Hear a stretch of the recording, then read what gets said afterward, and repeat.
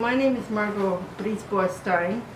I am right now 64 years old, and I wanted to talk to you about my effects of my stroke and how I was able to recover from all of the experiences. The main experience that I want to focus on is how I lost my vision. My first stroke was in 2002 when I was 53 years old. And it was quite a shock to everybody that this would happen. But in fact, it was something that ran in the family, and I was quite crippled up. I was in a wheelchair for about 3 months after that stroke, and it was quite devastating. But I was able to recover most of it, I guess, because I was fairly young. So right now I'm walking without any aid whatsoever. And so I still have some weakness in my left side, but I believe that too will go.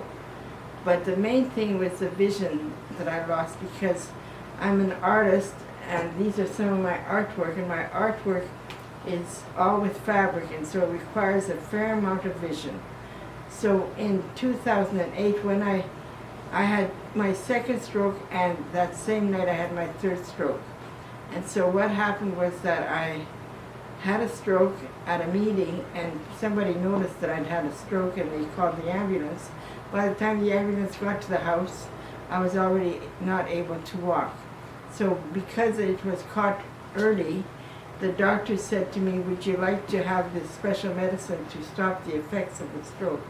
And of course, because I had lost my ability to walk in the previous stroke, I wanted to stop any more damage, and so I agreed to have this special medicine, I forget what it's called, to stop the effects of the stroke.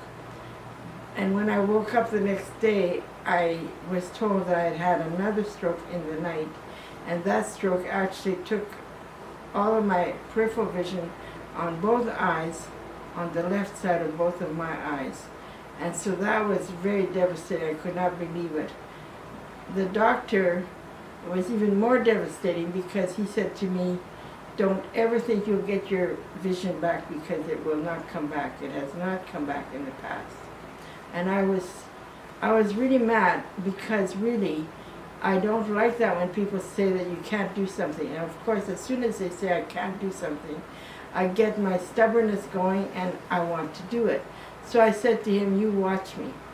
And so I was determined that my eyesight would come back. For one thing, I desperately needed my eyesight to continue my work as an artist, because that was my life's passion.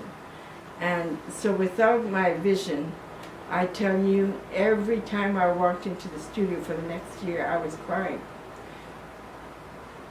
And I'm still crying. It was a tough time. So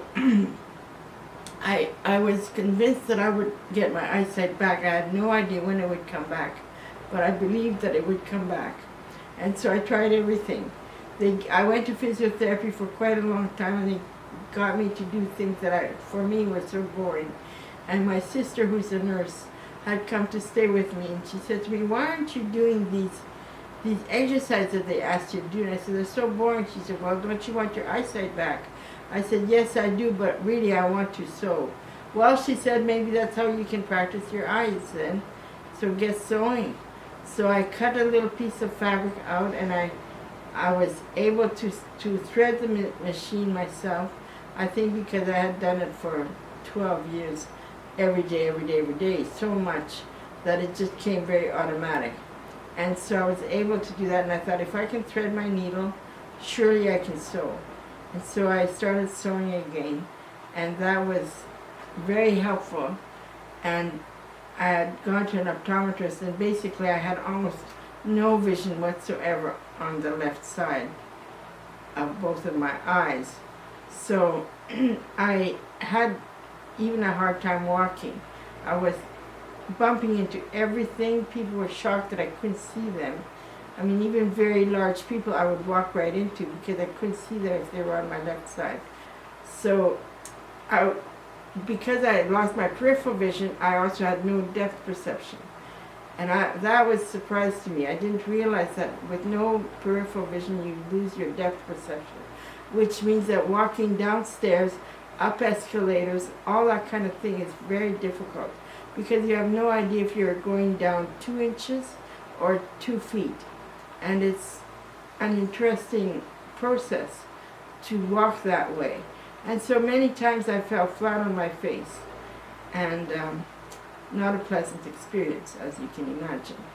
So it was a lot of adjustment had to take place. So over the years I was constantly looking for something that would help my eyesight.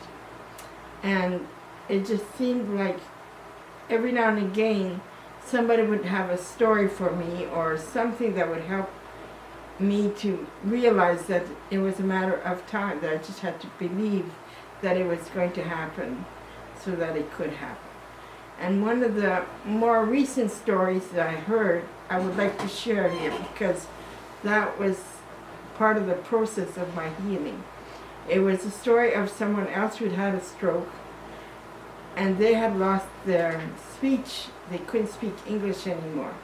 And of course that would be as frustrating, if not more so, than not having your sight. The man, when he was able to start making sounds with his throat, realized that maybe he had just forgotten how to speak in English. And maybe if he learned a new language, because he had met a Spanish fellow that he quite enjoyed and he really wanted to communicate with him. So he thought, if I went and studied Spanish, maybe I could learn a new language and I could communicate that way. And he did, and 6 months later, it was amazing because suddenly all of the English words came back to him. So his brain was able to find a new pathway to find the English again. And that was a story that really hit home for me and made me realize that perhaps there was a way. And I considered changing my medium for a while to maybe painting or doing a different kind of artwork. But when I was organizing my studio, I realized that I just couldn't conceive of painting as fabric was to me. Every time I saw a piece of fabric, I visualized all kinds of things that I could do with it, and I realized that really fabric is my medium. You know, one of the things that I might mention is that when your eyes don't see well, you become very tired because your eyes get very, very tired. Your eyes, when you've had a brain injury, apparently your brain has to work 40 times more than the normal brain without a brain injury. And so it has to work very, very hard to be able to do anything. So when you're trying to see and you have a visual impairment, it makes your eyes very, very tired. And I have a job basically, which is illustration of books, and I found it very, very difficult, and I was going to quit doing that job at one point because I would get so tired that I just couldn't focus anymore. And then I realized that right across from my studio is my bedroom. So I could go lie down and visualize what I needed to do next and work that way. That there was nothing wrong with lying down, visualizing what you needed to do next, and then getting up and doing it again. And that worked. It was amazing. It was like another miracle. I had time to go and see an optometrist. It had been a few years since I'd been to an optometrist, so I went to an optometrist and I said to her, I believe my eyesight will come back. However, I need some exercises to do to help that happen. What do you suggest?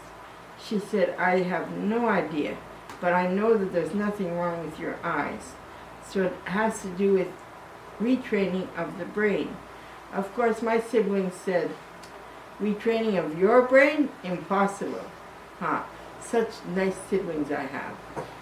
Anyhow, she said to me that she knew of an ophthalmologist in Vancouver who specialized in brain injuries, and she would talk with him. So the following week, she got me to come back to her office, and she said, we have to put prisms on the left side of your glasses, and that might help to retrain the brain. And I will show you the prism. Basically, it is a small piece of plastic that has lines in it, and she, with water, was able to put it in my glasses. It made me look like a very funky, strange artist, that's for sure. And so on my way home, when I had these prisms on both sides of my glasses, I realized that I could start seeing something on my left, and I thought, this is so strange, because in the past I never saw anything on my past. Everything was black. Everything on my left, I'm sorry. Everything was black on my left, and I couldn't see anything. But when I was walking towards my house, I would have to turn my head to look, because I would see something on the side, and I thought, this is going to work. This is really going to work, because you see the prisms capture the light, or the light is captured differently in prisms, and it forces your brain to see differently. And so on my way home, I knew that this was going to have an effect. A month later, I got checked again, and I had regained 10% of my vision.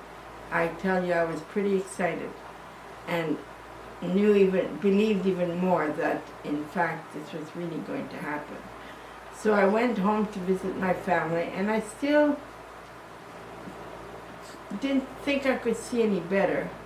But when I came home after my visit to Saskatchewan, I went back to the optometrist. So this was 3 months after I first received my prisms.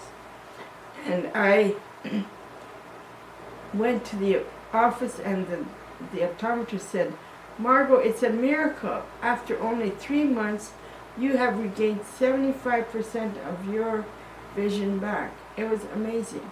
And what was surprising to me is that I didn't really realize that myself, that I had that much vision. I knew I could see better, but after 8 years of not being able to see on my left side, my body was so accustomed to not seeing that it had to be told that it could see. Over and over again I would say, but Margo, look, you can see. And I'd have to constantly remind myself that I could see. And that surprised me, because I thought, if you can see, surely you don't have to remind yourself that you can see. Isn't it just like walking? Once you can walk, you can walk. But it isn't that way with everything. And so now I don't have to wear the prisms anymore, because the brain will just continue improving. So the optometrist wants to see me in another 5 or 6 months now, and I believe it'll be 100% back, because when I'm walking, I can tell that more and more it's so easy to see. And so you have to just give your body a bit of time to be able to adjust to the changes, and it happens. So that's most of my story. There are other parts to my story that have played a role, so it's not quite as simple as that. I've simplified it somewhat, but there were other things, and so I'm able to continue doing my job and able to see more clearly now.